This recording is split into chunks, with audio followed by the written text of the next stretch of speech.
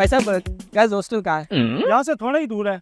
इस तरह करो, मैं भी उधर ही जा रहा हूँ, मुझे भी साथ ले चलो। नहीं, आप रास्ता बता दे, हम चले जाएंगे। देखो मैं साथ साथ बताता चलूंगा ना, उधर पहुंच जाएंगे। देखो मैं लंगड़ा हूँ, चल भी नहीं सकता, ले चलो। आपको नहीं लेके जा सकते, आप हमें रास्ता ही बता दें। थोड़ा सा इंसानियत का ख्याल कर लो यार, लंगड़े आदमी का ख्याल कर लो यार, ले चलो मुझे, सारा आपको साथ साथ बता दूंगा। कैसा आदमी है तू, जब हम लेके जाना ही नहीं चाहते आपको तो आप क्यों हम पे सवार हो रहे हैं? यार ले चलो ना, क्यों नहीं लेके जा सकते भाई, क्या आप लोगों के साथ कोई मसला है? चल बैठ। यार नहीं लेके जाते ना यार। ओए बैठने दे, लंगड़ा है क्या?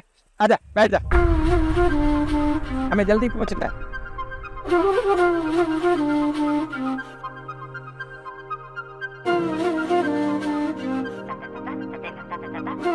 ये अच्छा ये है। पुलिस, पुलिस आ गए।